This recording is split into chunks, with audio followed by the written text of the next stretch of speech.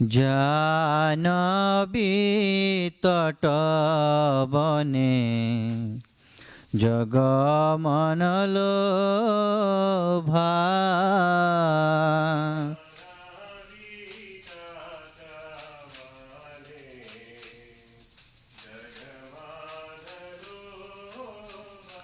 কিবা দক্ষিণেনি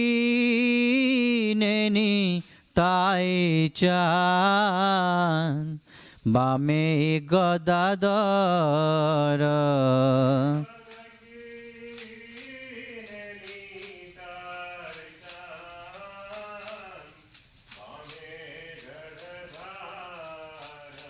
কিবা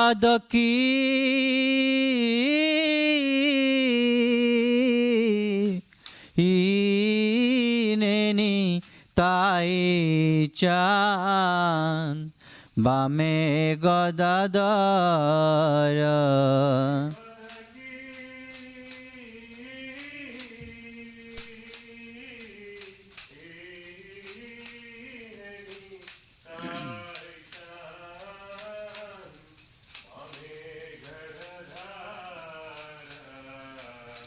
নিকটে অদ্বৈতশ্বিনী বাস ছত্রধর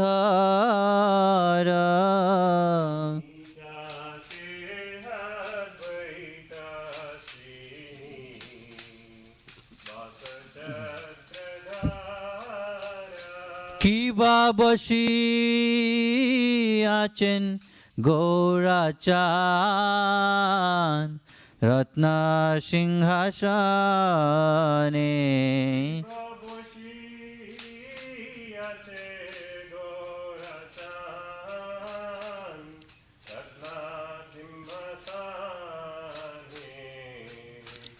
আরতি করেন ব্রহ্মা আদি দেবগণে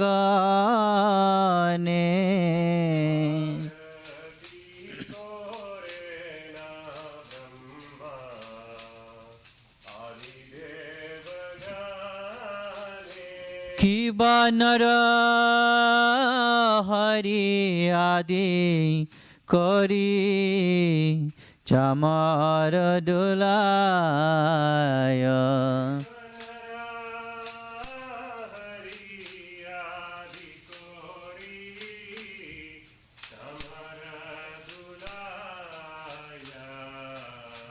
সঞ্জয় মুকুন্দ বাসু ঘোষ আদি গায়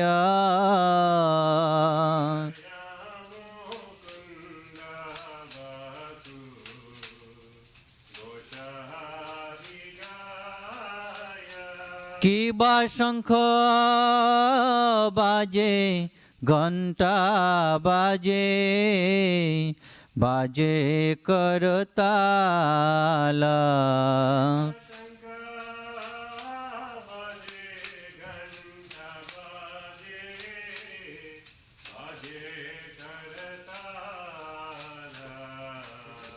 মধুর মৃদঙ্গ বাজে পরম রসাল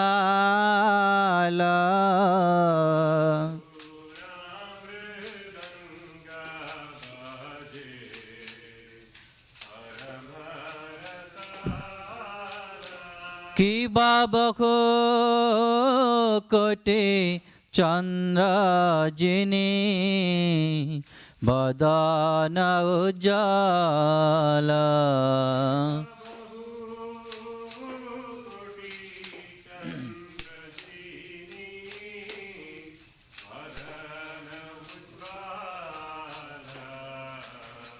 গলগ দেশে বনমালা করে জলমালা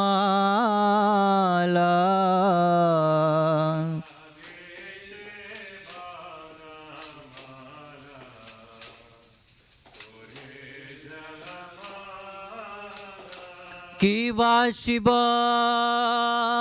শুকনা হ্রদ প্রেমে গদা গদ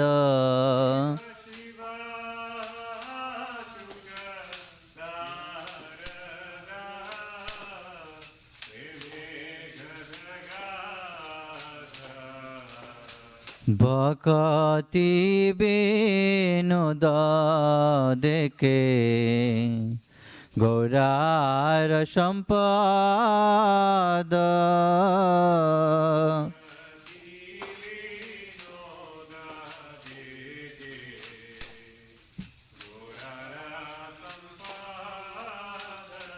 জয় শ্রী কৃষ্ণ চৈতন্য প্রভু নিত্যানন্দ শ্রী অদ্বৈত গদাধর শিবাসাদি গৌর ভক্তবৃন্দ।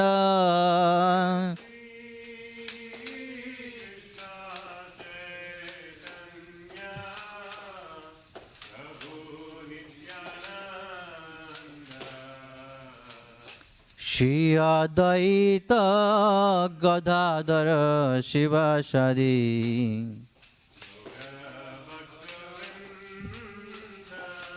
জয় শ্রী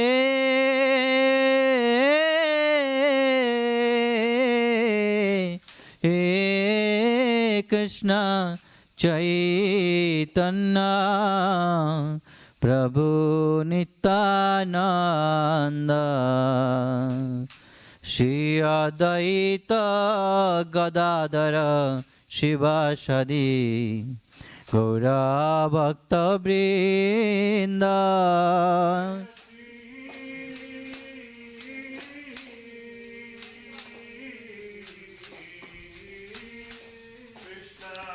চৈতন্য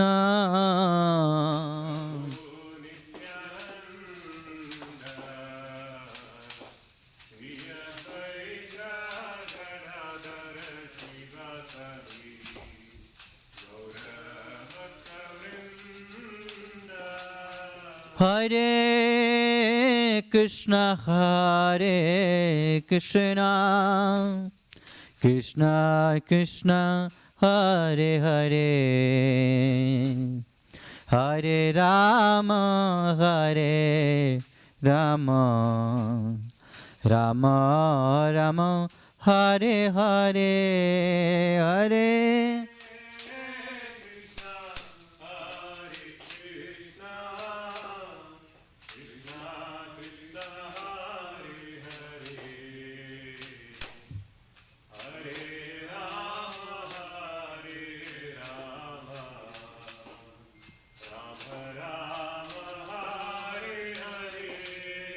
হরে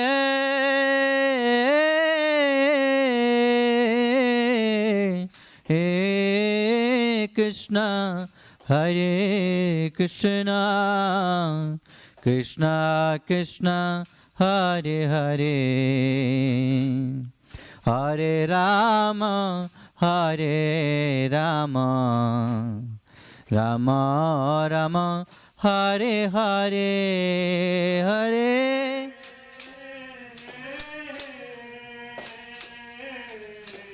হে কৃষ্ণ হরে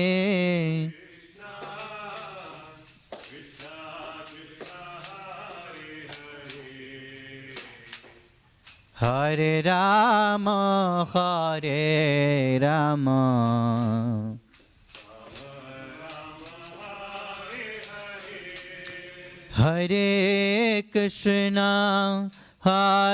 Krishna Krishna Krishna Hare Hare Hare Ram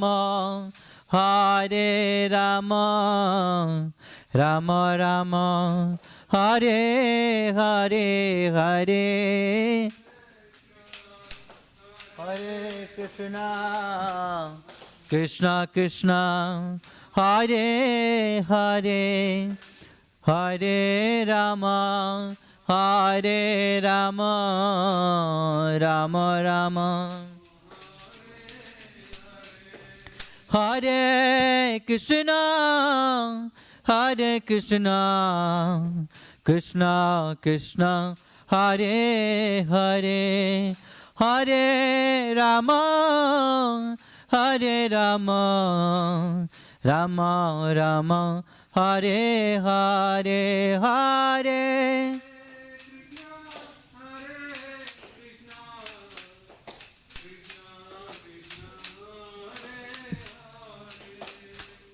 Hare Rama, Hare Rama, Rama Rama,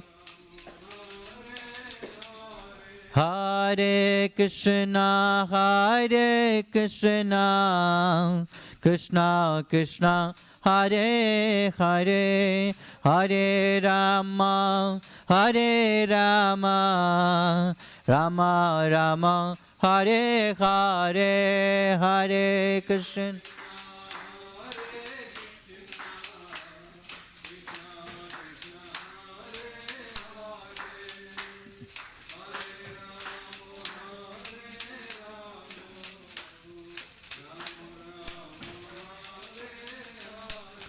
Hare Krishna, Hare Krishna, Krishna Krishna, Hare Hare, Hare Rama, Hare Rama, Rama Rama, Hare Hare, Hare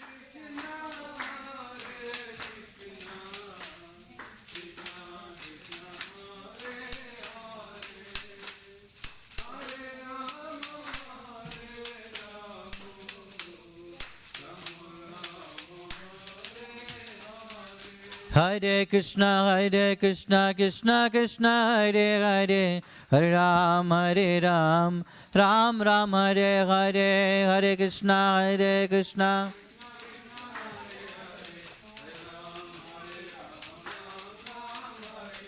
Hare Krishna, Hare Krishna, Krishna Krishna, Hare Hare, Hare Ram, Hare Ram, Ram Ram, Hare Hare, Hare Krishna.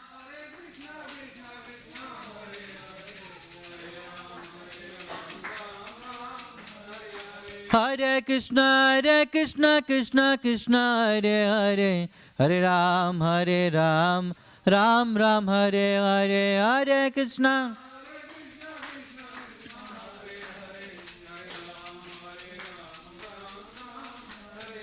Hare Krishna, Hare Krishna, Krishna Krishna, Hare Hare, Hare Rama, Hare Rama, Rama Rama, Hare Hare, Hare Krishna.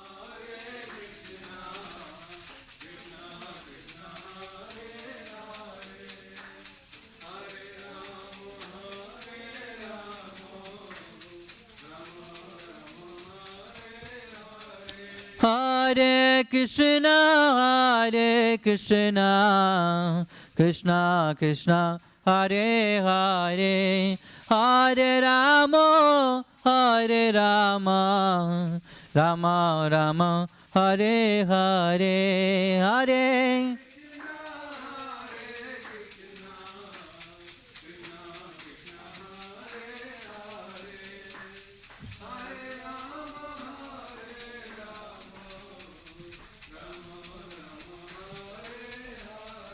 Hare Krishna, Hare Krishna, Krishna Krishna, Hare Hare, Hare Ram, Hare Ram, Ram Ram, Hare Hare, Hare Krishna, Hare Krishna.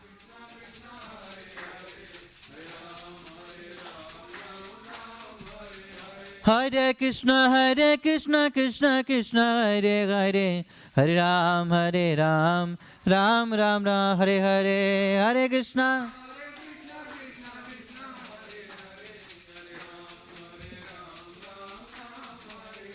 Hare Krishna, Hare Krishna, Krishna Krishna, Hare Hare, Hare Ram, Hare Ram, Ram Ram, Hare Hare, Hare Krishna.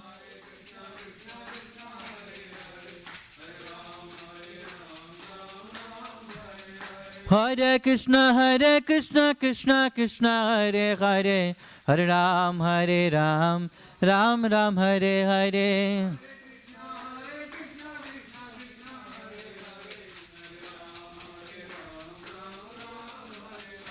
Hare Krishna,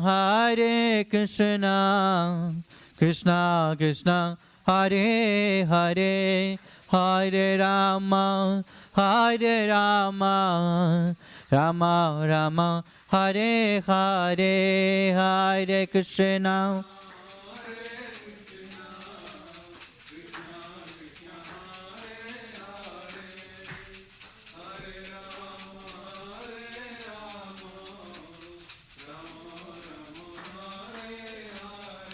Nitai Gauranga, Nitai Gauranga, Nitai Gauranga, Nitai Gauranga,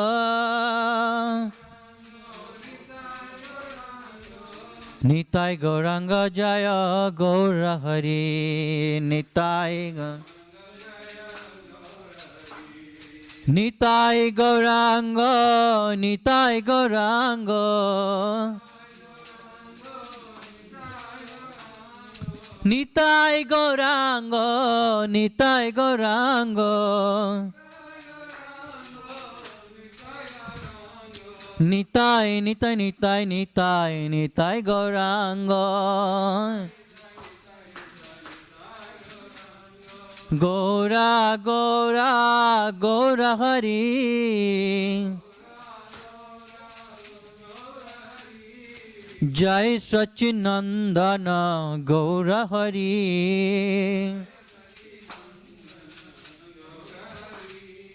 Nadia Bihari, Gaura Hari,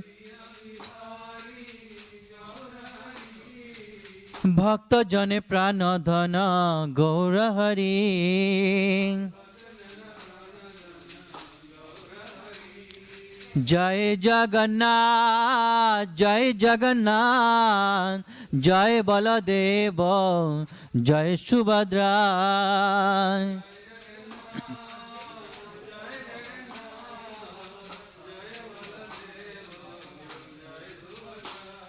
Sita Ram Jaya, Sita Ram, Sita Ram Jaya, Lakshman Hanuman.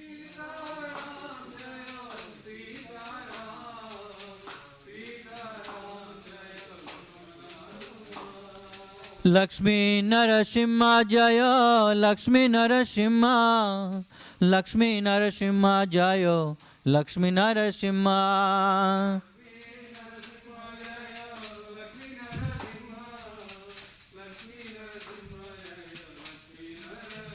Jaya Radha Nil Madhav Radha Nil Madhav Radhe Jaya Radha.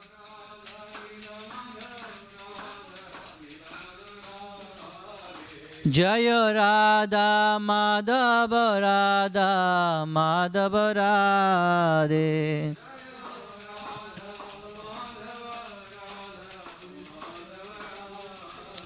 Jaya Radha Damodara Radha Damodara Radhe.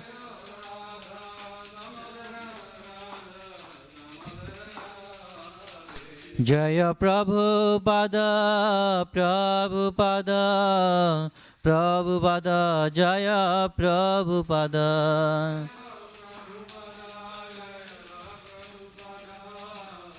Prabhupada Jaya Prabhupada.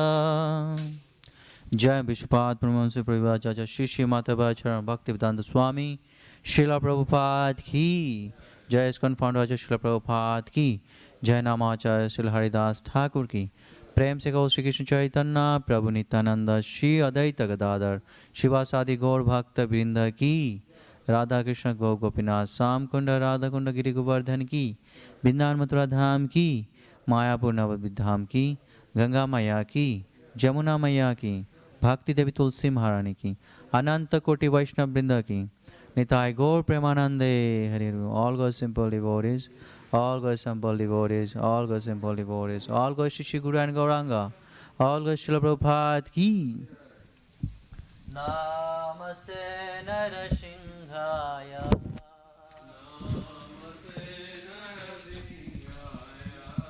Praladadaine Hiranyakashipurvakshaha Shilatankanakalaye Hito nashima parato nashima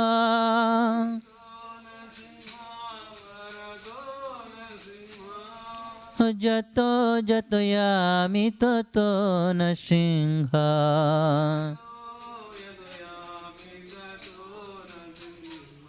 Bahi nashingha hidaye nashingha Narashinhamadim sharanam prapade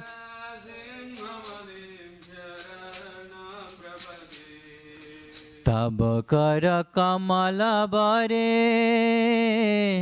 nakam adbhuta singha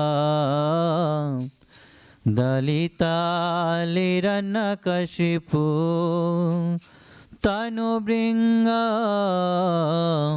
Kishabadrita Narahari Rupa Jai Jagadisha Hare Jai Jagadisha Hare Jai Jagadisha Hare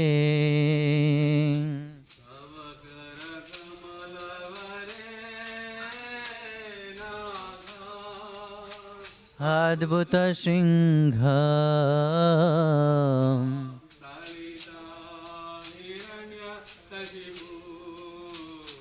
Tanu Bringam Keshabadrita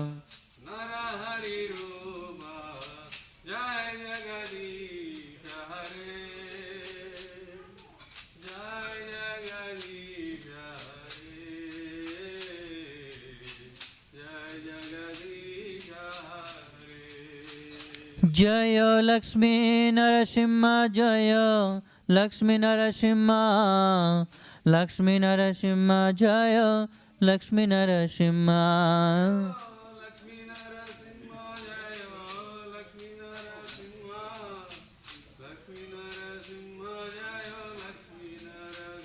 Jaya Prahlad Maharaj Jaya Prahlad Maharaj Prahlad Maharaj Jaya Bhakta Prahlad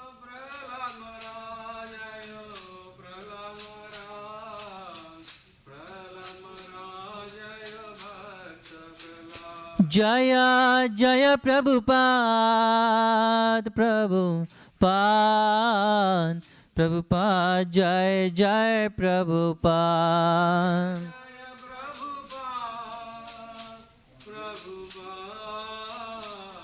Prabhupada Jai Prabhupada Jai Bhakti Bhagwan Sudha Bhagwan ki Jai Bhakta Prahlad Maharaj ki Jai Srila Prabhupada ki Nitai Gaur Premanande Hari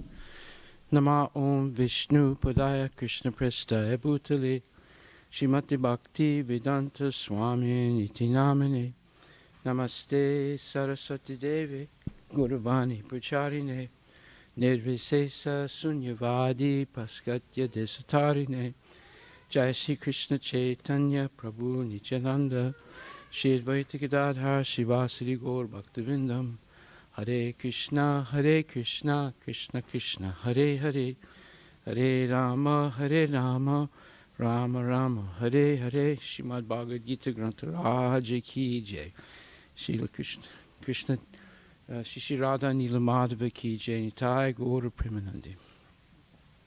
So tonight, Sunday night, we have our Bhagavad-Gita class, and tonight we're going to speak about the second chapter, 14th verse of Bhagavad-Gita. Sasta konteya sitosna sukadugadaha agamapayino nityas tamstatikshasva bharata. So this is a very important verse that talks about toleration, and it says, O son of Kunti, the non-permanent appearance of happiness and distress and their disappearance in due course of time are like the appearance and disappearance of winter and summer seasons. They arise from sense perception, O Arjuna, and one must learn to tolerate them without being disturbed. So this is a very important verse. There are two things that are necessary for advancing in spiritual life. One is humility, and the second is tolerance. Most people don't have both of those things in this age of Kali, the age of hypocrisy and quarrel that started 5,000 years ago. Most people are not tolerant, and they're not humble. And because of that, they easily get into arguments and disputes, and they become very discouraged and forlorn, and oftentimes frustrated because of arguing. So therefore, this verse says that tam statikshasva bharata, one must learn to tolerate, just like the previous verse says, dehinosmin yata dehe komaran yovanam jara tatat dehantara praptir diras tatra namuyati. That says we are transmigrating from one body to another, exactly like we are passing from a child or childhood body to a boy's body, to a boy's body, to a youth's body, and similarly we're passing through to a mature body, and then a middle-aged body, and then an old body, and eventually to death. Therefore, there is mostly distress and happiness during that period. But as you get older, it's more distress than happiness. And when you approach death, it's complete distress. So distress and happiness is pertaining to the body. And for example, if let's say there's a very rich person, and let's say there's a very poor person. Well, both of those persons start in the womb of a mother. And it doesn't matter if the child is born into a very rich family or if a child is born into a very poor family, both of those children are going to suffer in the womb of the mother. The suffering is the same. And even if one takes birth in the womb of a dog, the suffering is the same as that of a human child in the womb of the mother. So, because they're in an airtight womb, and they can hardly move, and so many things are experienced by the child in the womb. Like if the mother eats hot spices, it burns the body of the embryo, and so forth. So whether one is destined to be the king or whether one's destined to be a pauper, both suffer in a similar way. And similarly, at the time of death, there's great distress, whether one is very rich or very poor. Therefore, all this is pertaining to the body. It doesn't pertain to the soul. But because of modern education, because of false representatives of philosophy or scientists. They claim that there's only the body and there's no soul. Therefore, people are condemned to suffer by that misinformation. So, and they think that there's no existence outside of this body. And they're also taught that when the body dies, you're finished. There's nothing after death. All these are atheistic ideas. All these put a person in a very precarious situation where they're always in anxiety and fear because the body is very vulnerable. At any time, something can happen, and it can cause great, let's say, pain.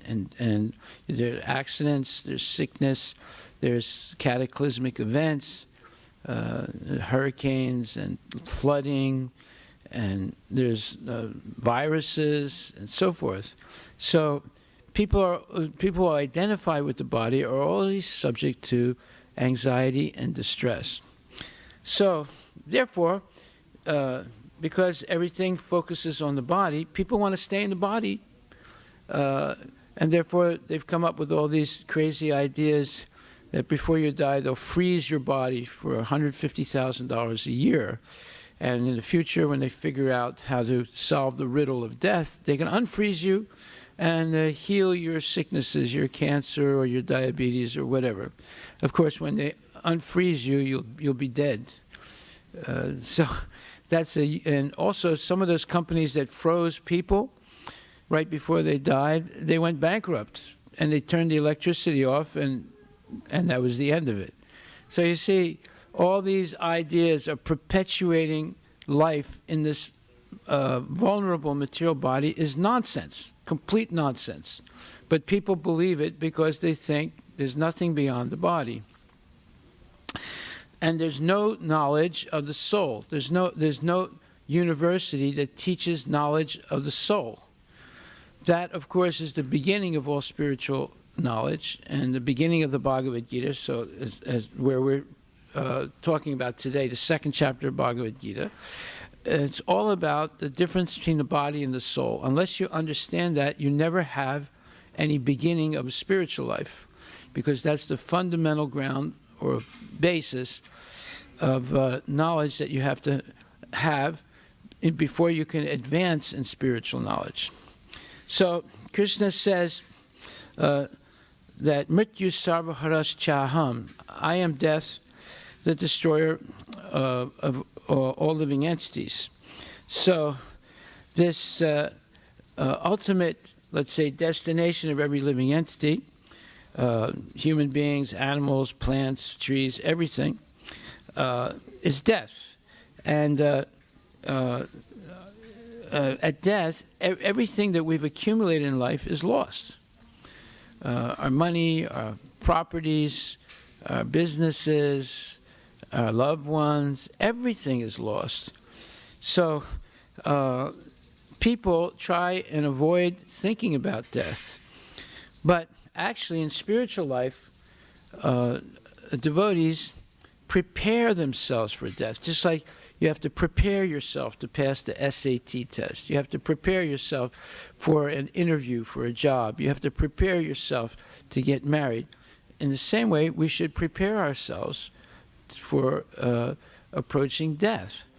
And that preparation is developing knowledge of the Atma, or the soul, as opposed to the temporary body which is destined to die. If we don't do that, then we violate the purpose of the human body. The purpose of the human body, the purpose of human birth, is self-realization, to understand our relationship with God or Krishna. If we don't do that, then we've wasted the human body, and we don't deserve to get the human body in the next birth. If we avoid self-realization, then we can go back to being a dog or an ant or a cockroach, because they don't have that same responsibility.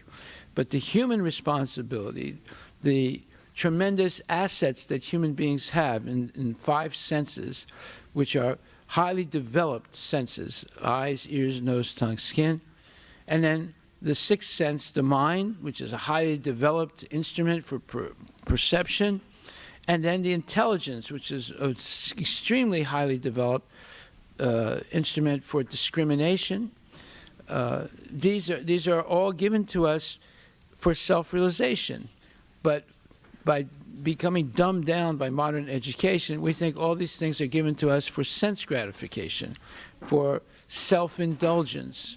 And therefore, we waste our life chasing phantoms of so-called reality that are actually false. Because we are destined to fail. Everything we accumulate in life is going to be lost at the moment of death.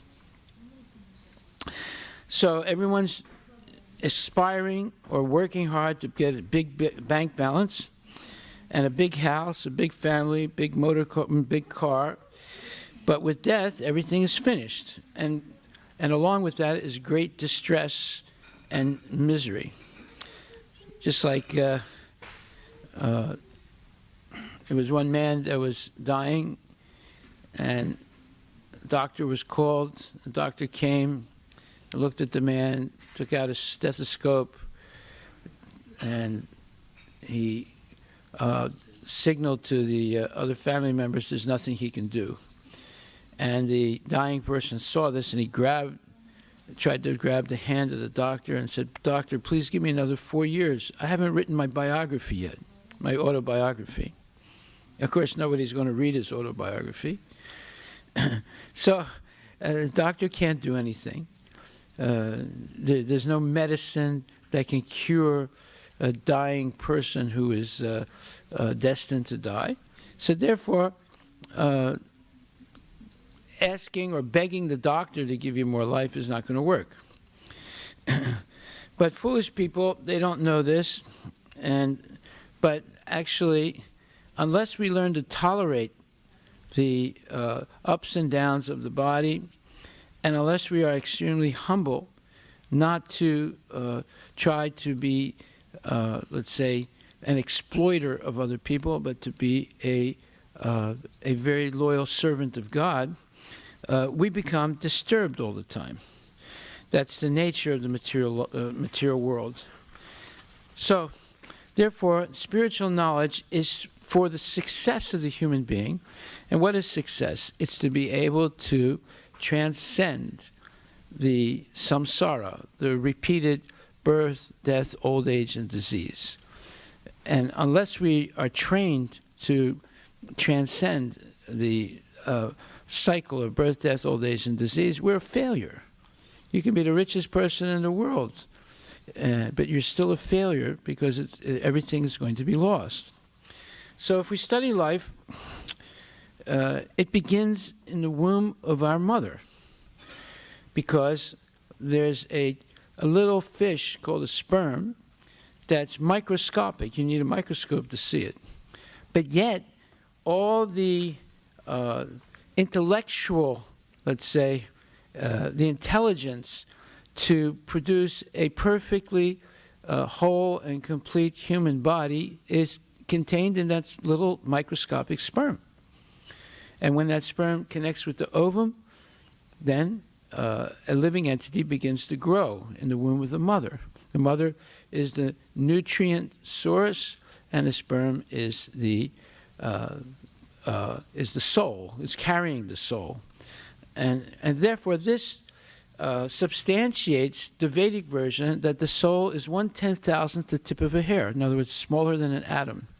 But it's so powerful and contains so much, let's say, intellectual property or intellectual, let's say, know-how, that as soon as it connects with a nutrient source like an ovum, it will produce a perfect human body. Now, human beings cannot do that. Human beings can make robots that look something like a human being and have a few functions of a human being. They can talk a little bit. They may be able to walk a little bit. But it takes how many people to make a robot, and how much technology is involved? Tremendous amount. Because you have the software, you have the hardware, and you have to have a factory, you have to have workers, you have to have investment. And the end result is not a perfect human being. It's a facsimile with very few functions of a human being. So it took all that intelligence, all those engineers, all those workers, all that investment to make one robot.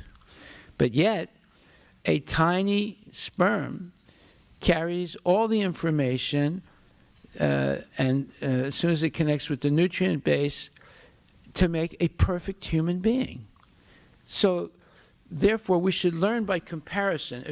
If it takes so much energy, time, and money, and so many scientists to make a robot of a human being, but the robot is a very incomplete and imperfect facsimile of the human being, but yet a tiny little sperm can make a perfect human being, totally integrated with hundreds and thousands of functions going on, synchronized, like digestion, like production of blood, like plasma, like wax, like tears, like saliva, like bones and ligaments and tendons and veins and all these things. It's a highly complicated instrument, the material body.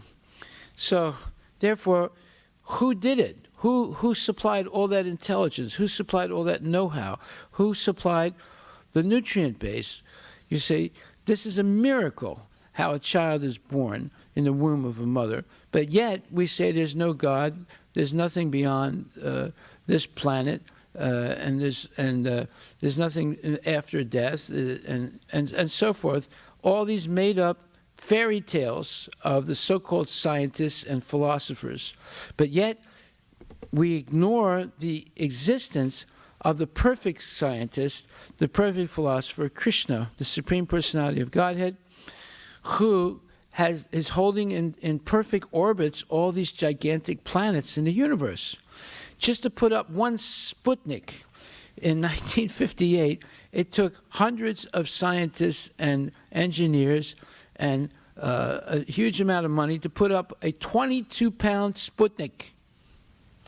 To put up the space station that's circling the Earth now, it took thousands of scientists, a huge amount of money, billions of dollars, to put up a tiny little space station where you can have maybe 6 people in, that orbits the Earth many times during a day in 24 hours. But yet, who's holding in perfect orbit the planets, the moons, the sun, and everything? See? So through comparison, we can understand there's a supreme intelligence that far, far outperforms anything that people have been able to do on this earth. And their silly little Sputniks and silly little space stations. By the way, the only space exploration they have done is only 400 miles from the Earth. The space station is only 400 miles, the same distance from here to Eugene, Oregon. They haven't really, and they haven't really gone to the moon either, because there's nothing to show for it except 6 stones in the Smithsonian Museum that looks something like the same stones in New Mexico. So this whole thing is a hoax. This all the so-called advancement of science.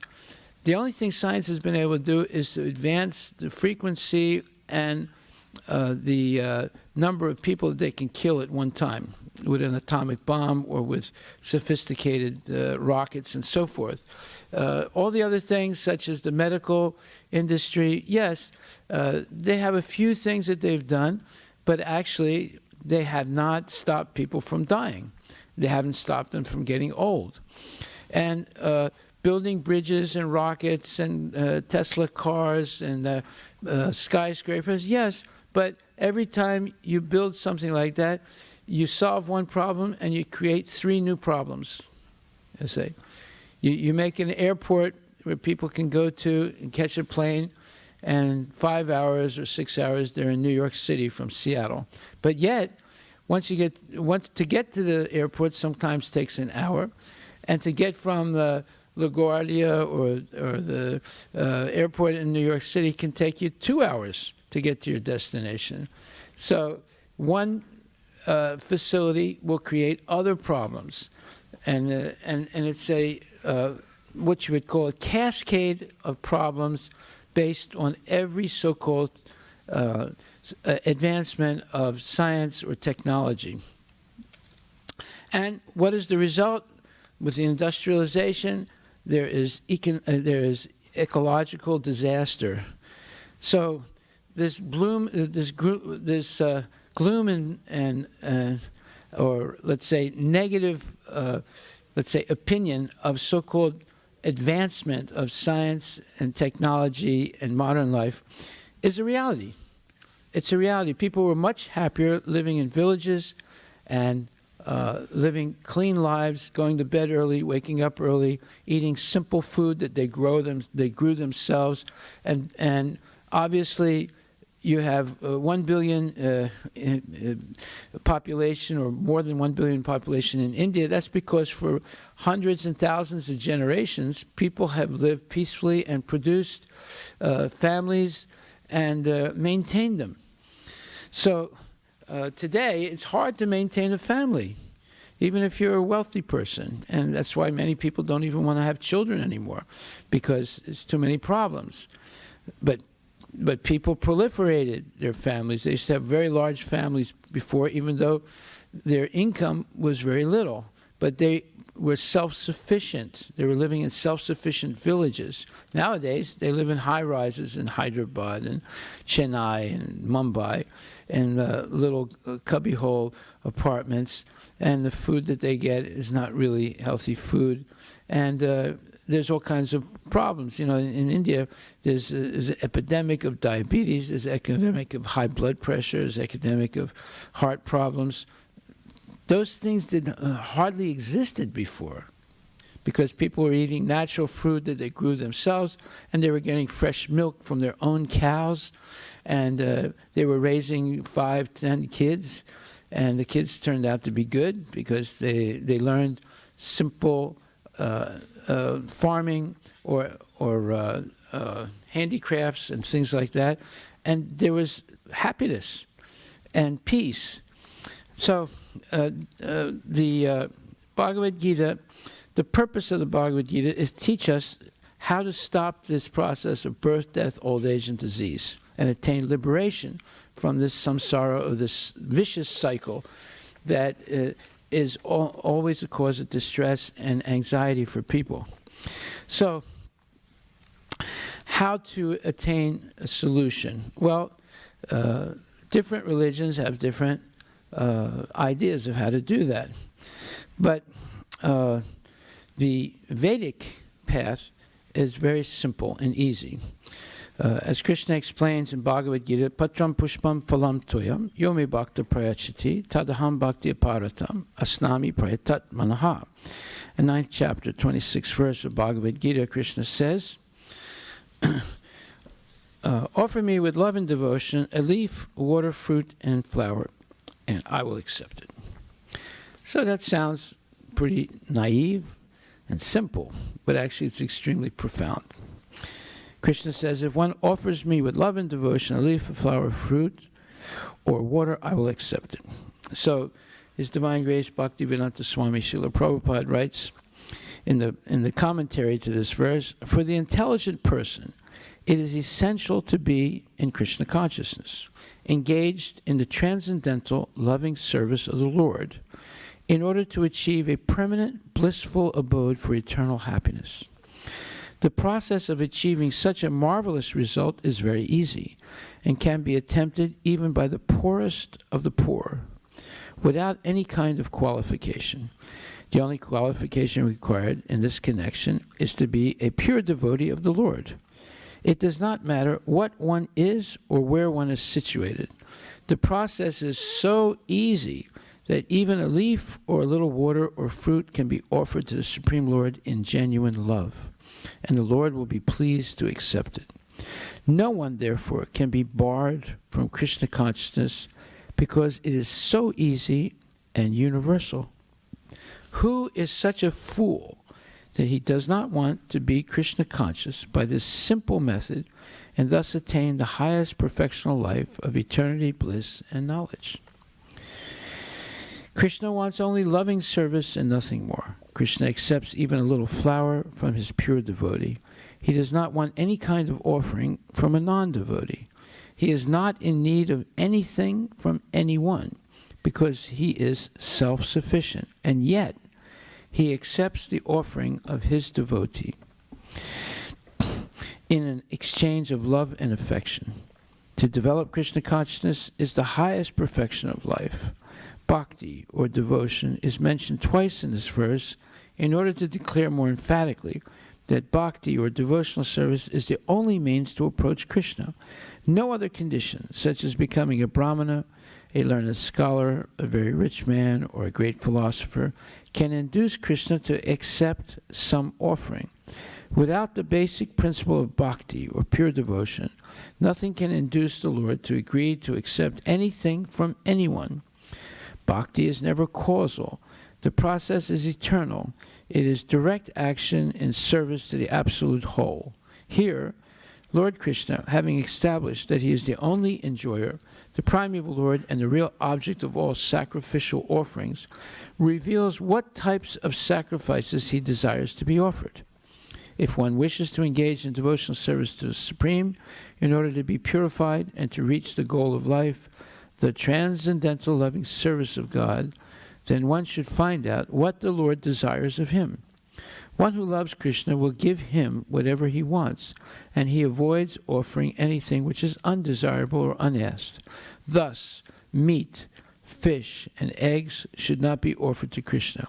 If he desired such things as offerings, he would have said so. Instead, he clearly requests that a leaf, fruit, flowers, and water be given to him, and he says, of this offering, I will accept it.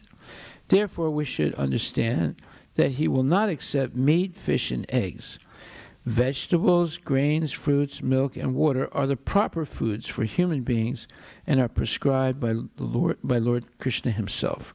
Whatever else we eat cannot be offered to him, since he will not accept it. Thus, we cannot be acting on the level of loving devotion if we offer unacceptable foods. So, everyone lives and sustains the body with food. Here it's saying that if you make a selective choice of the food that you want to cook and offer to Krishna, and selective means you only offer what Krishna prefers, vegetables, grains, milk, fruits, nuts, and so forth, then, and you offer with love and devotion, you prepare and offer with love and devotion, then you go on a fast track of having a personal relationship with God. It's that simple. Just like if someone comes and says, you know, I have a lot of appreciation for you. I want to cook for you. What would you like? And you say, well, I like this and that. And they say, okay. And they cook it for you, and they offer it to you with respect and love. That is very endearing, isn't it? So in the same way, one can build up an endearing, loving relationship with God simply like cooking simple vegetables and grains and fruits and milk and other things, and cooked in ghee or butter, and offering it with devotion and love on a little altar in your home. Now you're building up a personal relationship with God.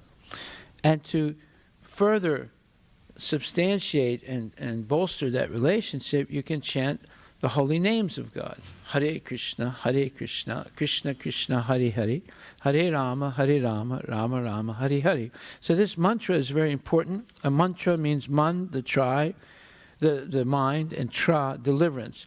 It's a prayer that delivers your mind from ignorance.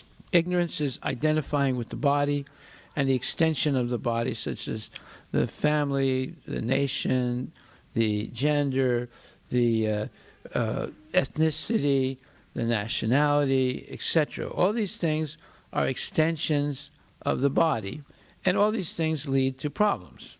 Just like, let's say, in this life you're an Indian, you're born in India, but next life you take birth in Pakistan.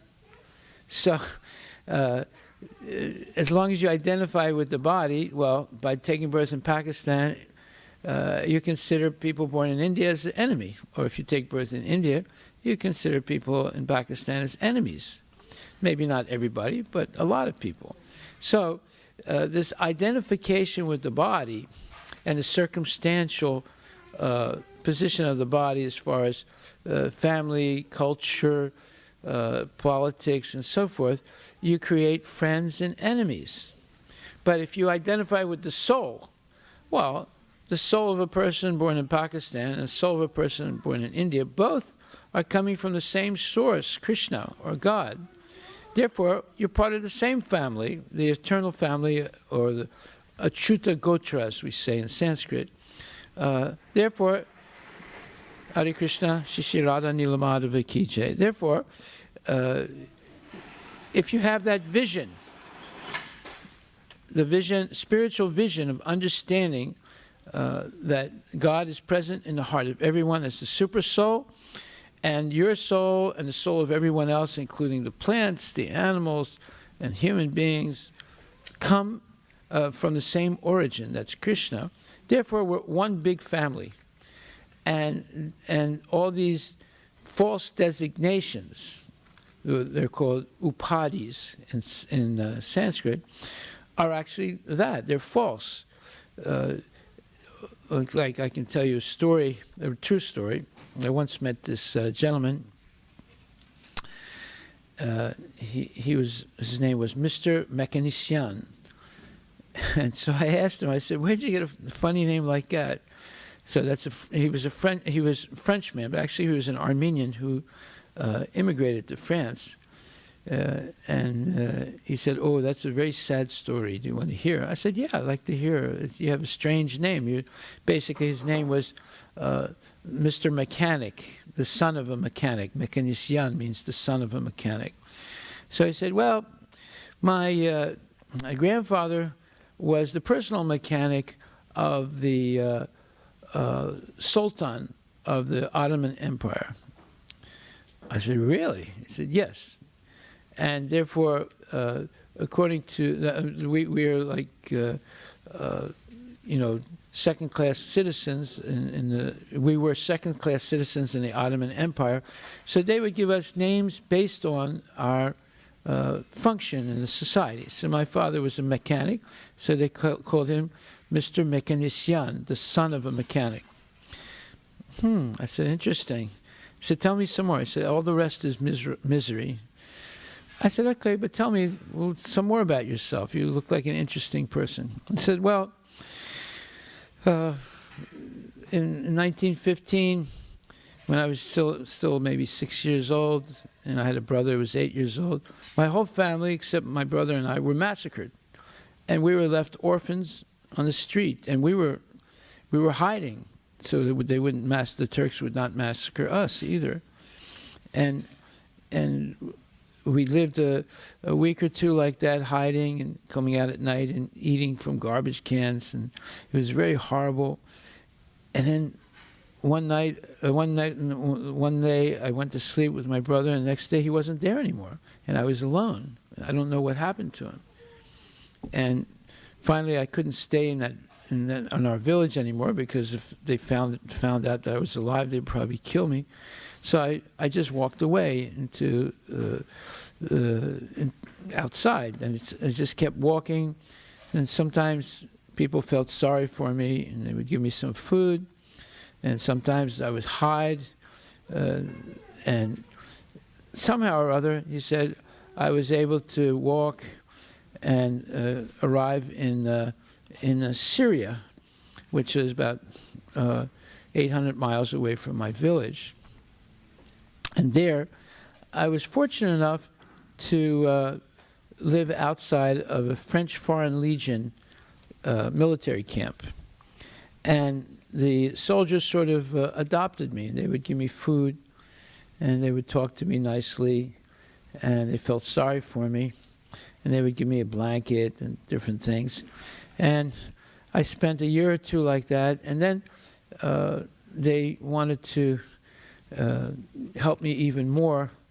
So they accepted me into their barracks, and it was a strange thing, but they were very kind, and I began to get a little bit of education. I had regular food, And that way, by the time World War II came, I was grown and I had some education, and I became a soldier.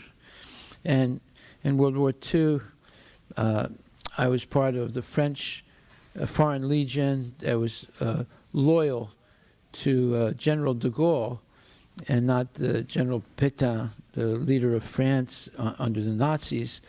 And we were fighting other French soldiers that were loyal to the Nazis.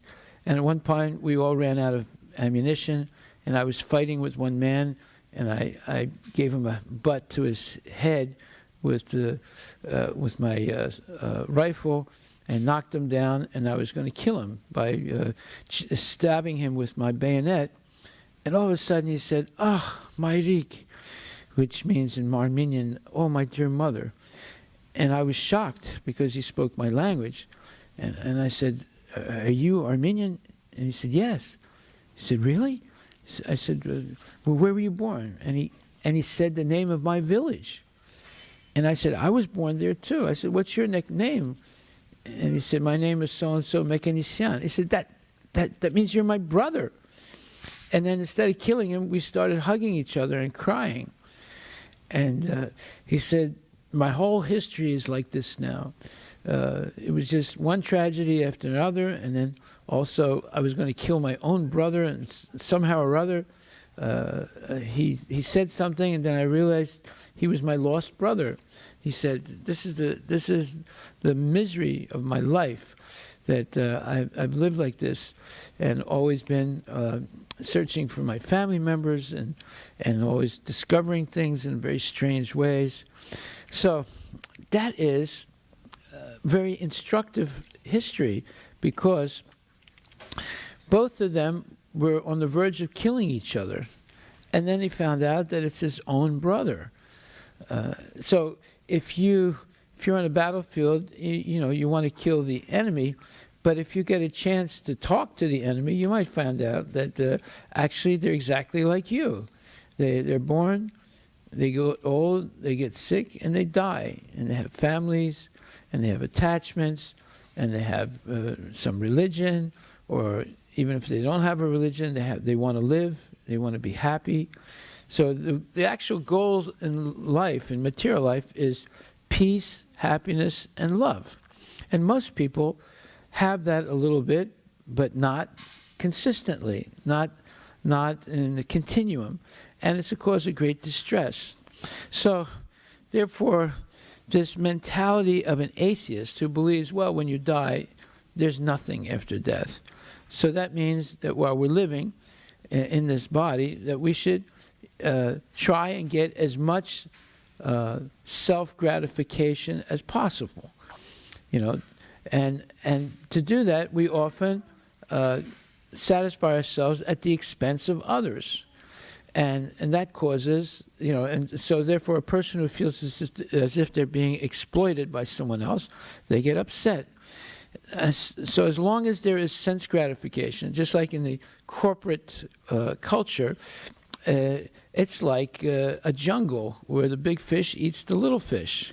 Even though you're working for the same company, but inside the company, there's often jealousies, there's often people trying to sabotage what you're doing so that they can take your position, and so forth.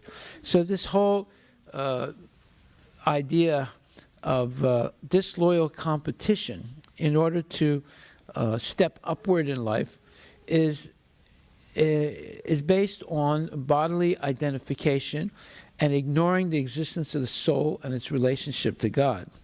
So therefore, Srila Prabhupada writes here, he says that when a person tries to understand their composition, what they're made of material and spiritual energy, not just matter. But matter only seems alive when a soul is present. As soon as the soul leaves the body, it's dead. It's no longer conscious. It doesn't move anymore. It doesn't talk. So obviously something essential has left the body at the moment of death. And it's not just a question of chemicals. People, scientists can't tell you all the chemicals in the body. They can measure them.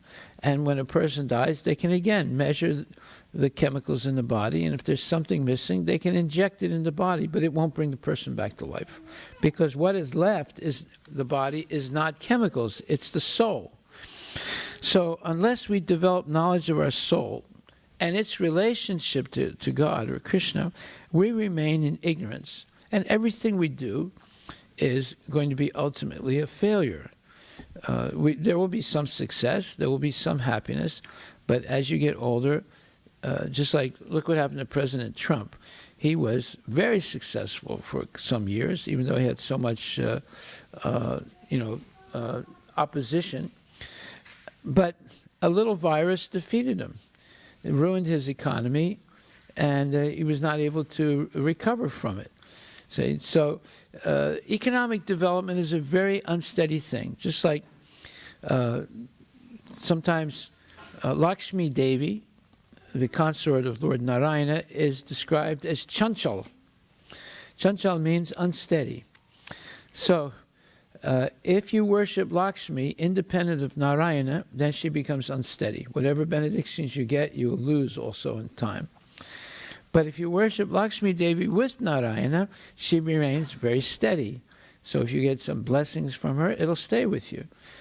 So in the same way, if we think I am this body, then our life is always very precarious and unsteady because we're always worried anything can happen to the body. Just like a mother. A mother is always worried about protecting her child. And therefore, a little child, if the mother takes her eyes off the child for even a few seconds sometimes, the child can do something that will endanger its life. So the mother is always very vigilant, and the father also is always very vigilant with kids, because kids can always do something in the house, no matter how much you think you've protected them. They can fall down steps, they can swallow something like a penny, and choke on it, etc. So we see how precarious life is. Therefore, without a relationship with Krishna or God, we cannot expect to have a peaceful life. Because there's a saying in Hindi, Rakhe Krishna Mariki, Mare Krishna Rakiki. If Krishna wants to kill you, no one can save you. And if Krishna wants to protect you, no one can kill you. So the best insurance we have is building up a loving relationship with Krishna. And then Krishna says, Konteya pratijanihi name bhakta pranashyate. Declared boldly, Arjuna, that I will always protect my devotee. So just like Krishna has protected Arjuna, Krishna has protected Draupadi, Krishna has protected Kunti Devi, Krishna has protected Parikshit Maharaj, he will also protect you. But if we don't build up any relationship with God, then we're not protected, and anything can happen. So the only way you can free yourself from suffering is to eliminate your karmic past. So the only way to eliminate the karmic past, as Krishna says in Bhagavad-Gita, Sarvadharman Parityaja Mamekam Saranam Vraja Aham Tvam Sarva Papebhyo Mokshisyami Ma Suchaha. Hey Arjuna, give up all your fabricated dharmas and surrender completely to me. In return, I promise you that I will protect you from all sinful reactions, from your past sins, and therefore you have nothing to worry about, nothing to hesitate, nothing to fear. So this surrender to God is a choice. We have two choices. Either we surrender to God or we surrender to the material energy or Maya. But either way, we're going to surrender. So the whole process of birth, old age, disease, and death means we're surrendered to the material nature or Maya. And Krishna says, Daivihi esa gunamayi, mama maya duratyaya, mam evaye prapadyante, mayam etam tarantite. He says that this material energy of mine is impossible to overcome, but one who surrenders unto me can easily overcome it. So we see what is impossible becomes easy if we surrender to Krishna. Now, if we don't surrender to Krishna, we're forced to surrender to the material nature. We're forced to surrender to the process of old age, disease, and death. We're forced to surrender to three types of misery: adhyatmika, adhibhotika, adhidevika. Miseries of this body and mind, miseries caused by other bodies, and miseries caused by cataclysmic events or natural cataclysms such as earthquakes and storms and hurricanes and flooding and so forth, or economic downturn, or someone comes to murder you, etc., or accidents. So there's always this misery that accompanies what? The attempt to be materially happy. And that's a law of nature. This is a law of nature that they don't teach you in school. They teach you about gravity, but they don't teach you about this other law of nature, which is implacable, which is if you try for material sense gratification, it will always be accompanied by misery. And you just have to analyze your own life, and you'll see that has happened. It's a law of nature. But if you attempt to serve Krishna, then Krishna will protect you. And if there is some misery, it's a token misery. It's not what you should have gotten. He protects you from it. So, therefore, we have two bodies that envelop the soul. One is the subtle body, made of mind, intelligence, and false ego. And the second is the gross body, made of earth, water, fire, air, and ether or space. So when we die, only the gross body dies. The subtle body will carry the soul to another material body or to a spiritual body. So, but most of the time it's to another material body. So the subtle body is made up of the mind, intelligence, and false ego. It's made up of all the experiences in our life, all the desires that are unfulfilled, and all of our karma, which is usually a mixed bag of good and bad. So therefore, that carries us to our next body. And this is explained in the 8th chapter of Bhagavad-Gita in the following verse, which says, Yam yam vapi smaran bhavam tejat ante kalevaram tam tam evaiti konteya sadatad bhava bhavitaha. It says, whatever state of being one remembers when he quits his body, O son of Kunti Arjuna, that state he will attain without fail.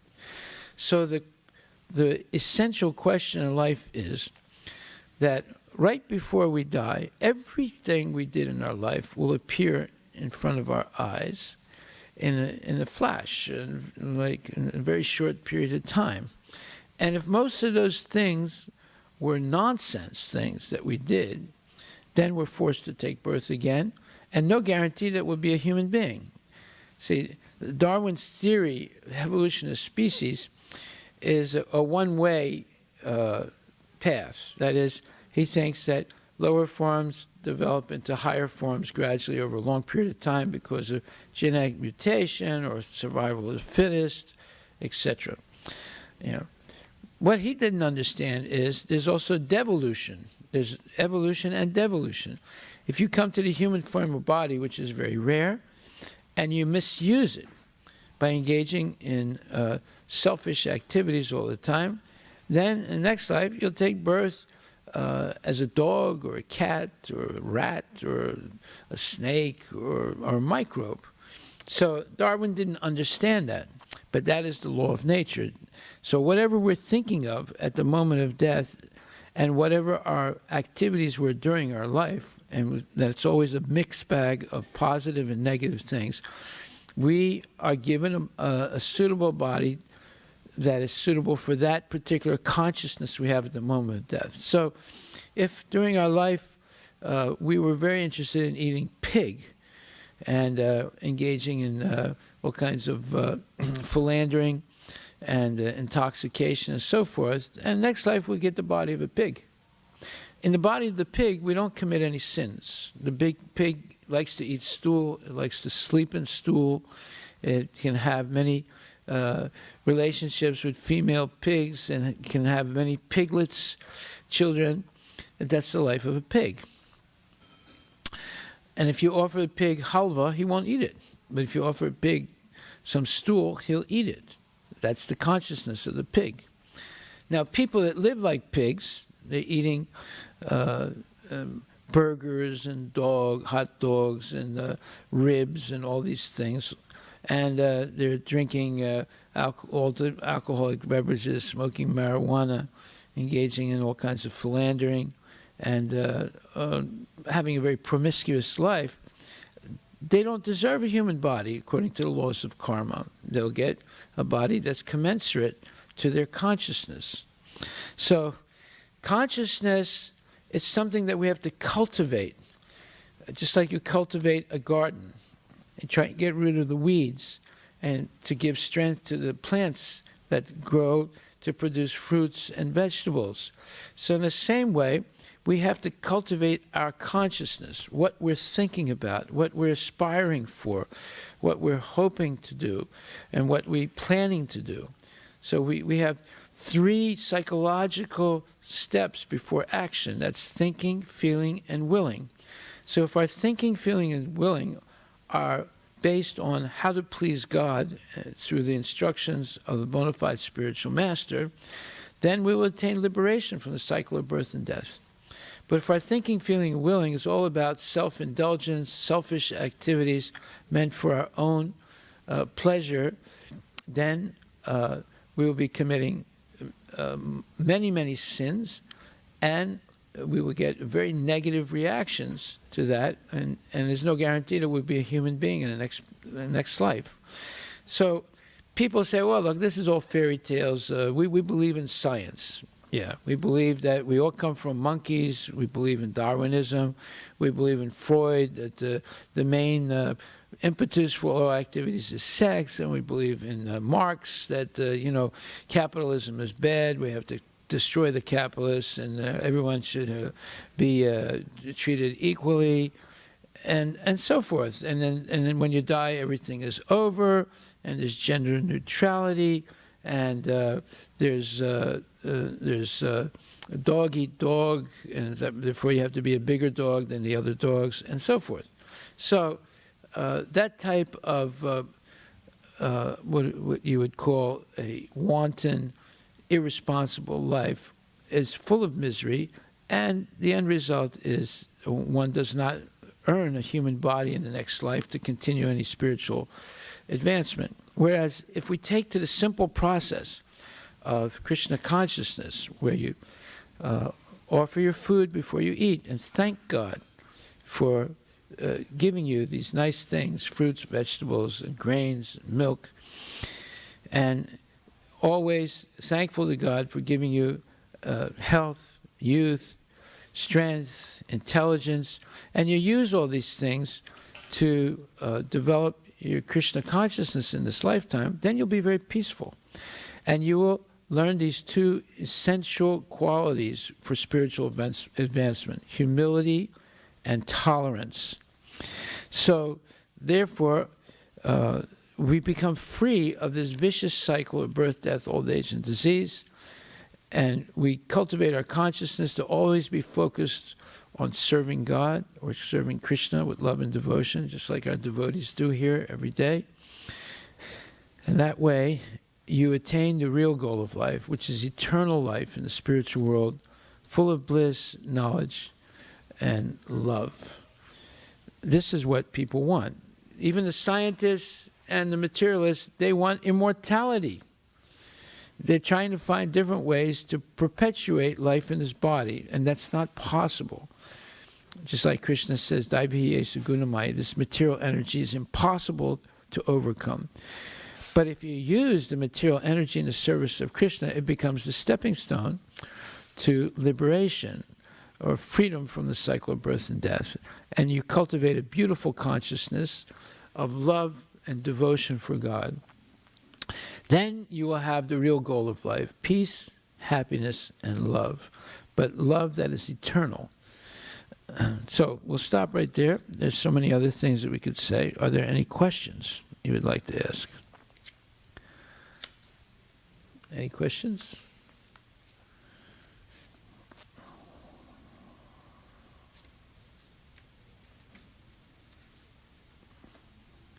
Anything? Any questions from the... Okay. No questions? That means there's no answers. No questions? All questions have gone. Huh? All questions have gone. All questions have? All questions are Are burned. burned? By what you heard, or... Well, no, there has to be some question. Come on. There must be some things that you've asked other people and didn't even get a satisfactory answer, maybe. No? Okay. Maharaj, what is the thinking, feeling, and willing? Yes. So how is thinking and willing, how they are separated? Like, are they not the same thing? It's like this. Let's say you see someone drive by in a new Tesla. And you think, that's such a nice car. I've heard a lot about it. And I'm beginning to see more and more of them on the streets.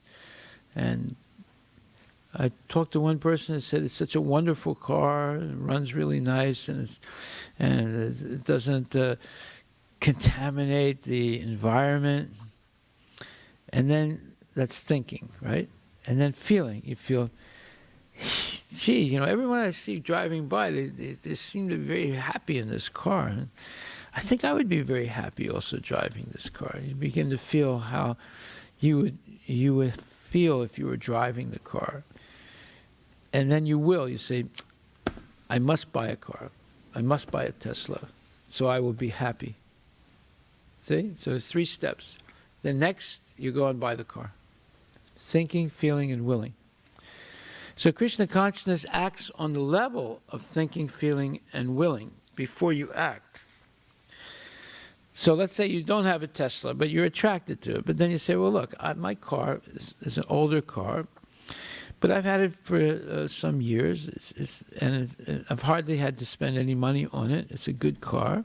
It gets me from point A to point B. Of course, it doesn't look as nice as the Tesla, and it's still using gasoline. But I think I'm just satisfied with what I have. I don't have to get anything else. Okay? So it stops, you stopped in the thinking phase without going to the feeling and willing phase. So you don't actually buy the Tesla. See?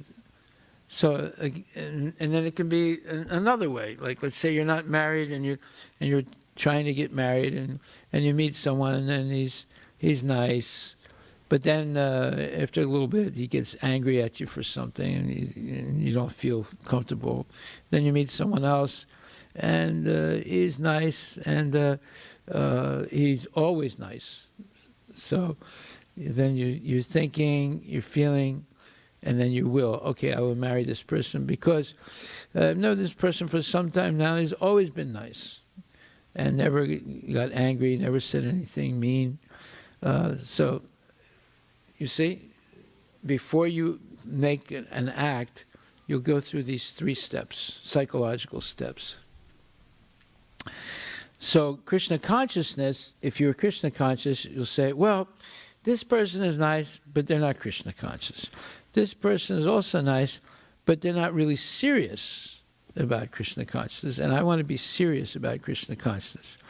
So until you meet the right person who's also serious about Krishna consciousness, you don't actually get married.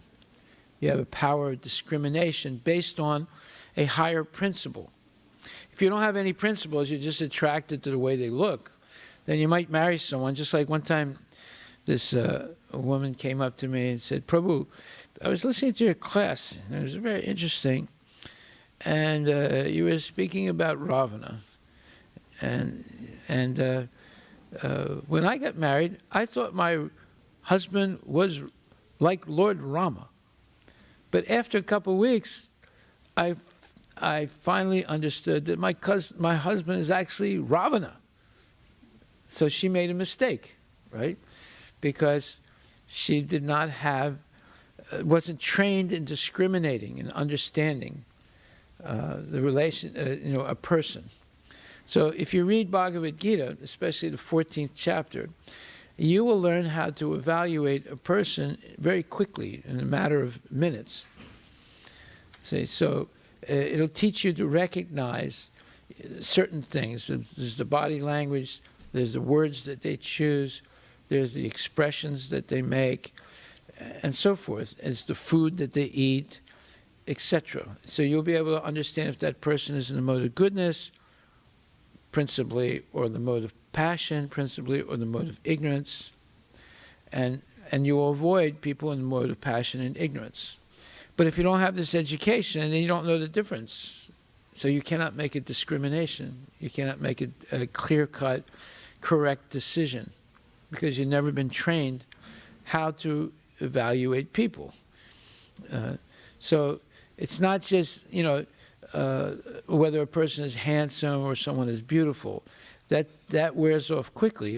It's whether the person is honest, clean, believer in God, and has knowledge to differentiate between right and wrong. All these criterions can be avoided if one is on the bodily level only. See? And therefore, you end up making a mistake. You think someone is Ram, but they end up being Ravana. See? So this discrimination based on spiritual knowledge is what differentiates a successful person from an unsuccessful person. An unsuccessful person will make many mistakes because they don't know what is the goal of life, or they've chosen the wrong goal of life, such as simply material happiness and money and things like that, and external things like clothing and cars and houses and boats and all things based on false prestige, or a person who values tolerance, self-control, patience, humility, perseverance, and so forth, you see. So it takes time to be trained and to recognize what are real qualities as opposed to false qualities or qualities that lead to misery.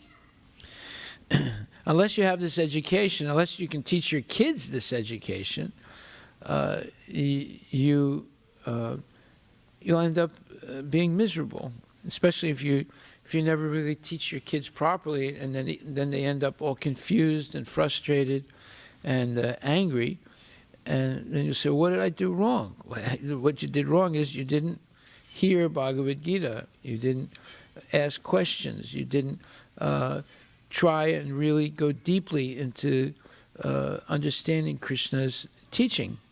So therefore you were not able to communicate that culture to your own children. Say. So, and then also you were not able to give the example of tolerance and humility, which are very powerful qualities for spiritual life. Okay, any other question? You have any? Yes. So, you talked about thought in Indian culture. So, not much importance is given to thought as against perception or realization of God through either observation or through devotion. Devotion is thought free, or you can make yourself that. No, devotion is not taught free. No. So, what I wanted to ask is, like in terms of spiritual growth, how much importance should you give to your own thought versus like, you cannot No, the answer. in the universe in the past. The answer is very simple. In the 13th chapter, Krishna answers that, where he says, Jnana Chaksusa. One should see through the prism of Shastra. That should be the way you think. It shouldn't be, you should see through the prism of emotions, or see through the prism of nationality, or see through the prism of selfishness. You should see through Shastra. See? So that's called Shastra Chaksus, seeing through Shastra. Let me get the exact verse so you know where to look.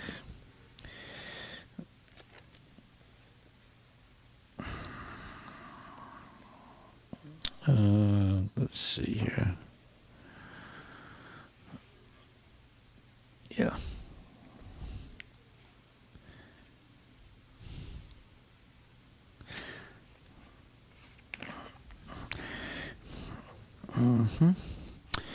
Chitra chitragrayor evam antaram jnana chaksusa bhuta pakriti moksham cha ye vidur yanti te param. Those who see with eyes of knowledge, this is called jnana chaksusa, right? It's the same as shastra chaksusa.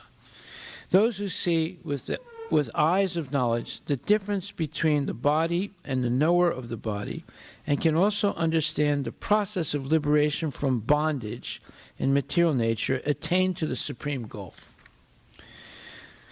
So, seeing through the eyes of knowledge, meaning Vedic knowledge, is the thought process of devotees. And the thought process of others, like Hitler, for example, he saw through the eyes of the false definition of Aryan, or Aryan race. He thought it's blue eyes, blonde hair, and tall people. Whereas the definition of the word Aryan has nothing to do with physical characteristics. It has to do with a civilization dedicated to help all its people go back to Godhead. That's the meaning of Aryan culture, you see. So here he sends his people to India to study the Vedas, but without having a guru.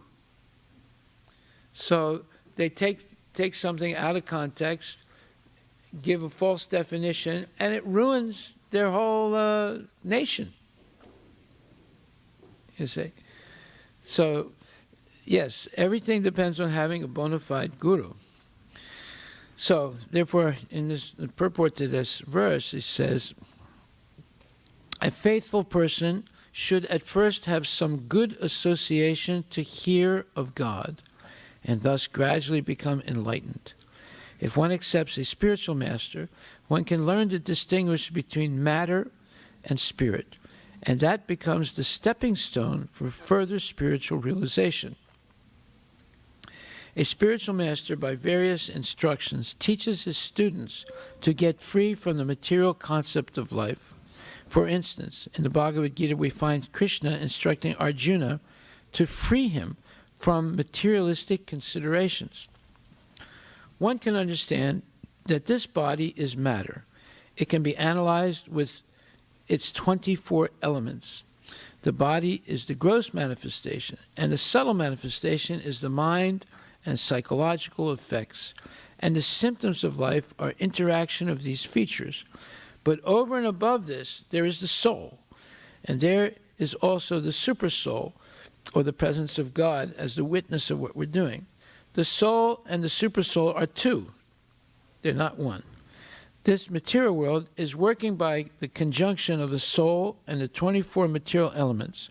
One who can see the constitution of the whole material manifestation as this combination of the soul and material elements, and can also see the situation of the Supreme Soul, or Krishna, the witness, becomes eligible for transfer to the spiritual world.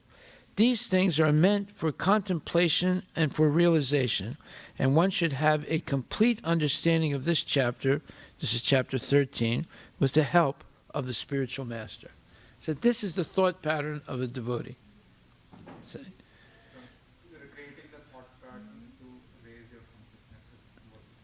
above the animal level of eating, sleeping, and mating and defending, to the spiritual level, where you actually begin what's called Atma Tattva, understanding the nature of the soul and its relationship to God and its relationship to matter.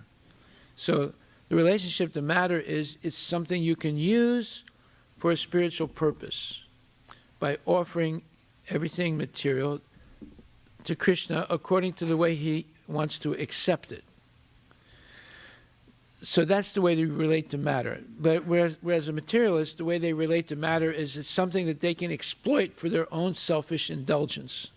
So therefore they get caught in the vicious cycle of karma.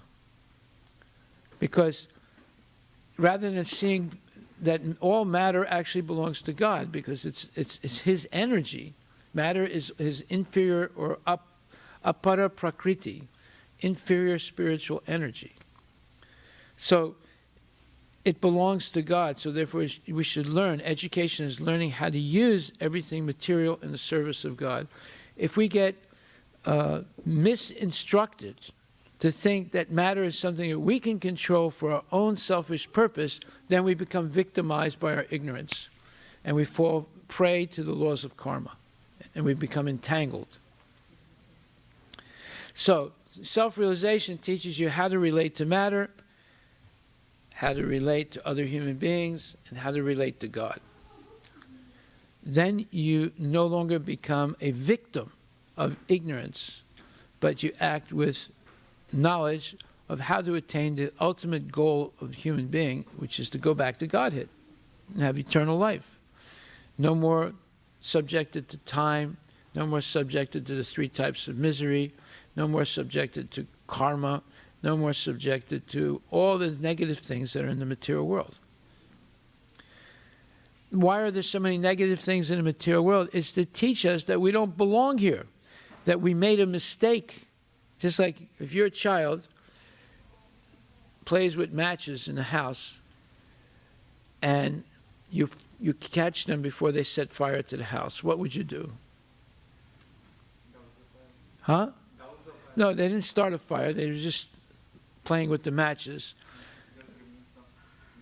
That's all? You wouldn't do anything else? Huh? Instruct them not to use them. Okay. What would you do the second time after the first time? Again, they did the same thing. What would you do the second time?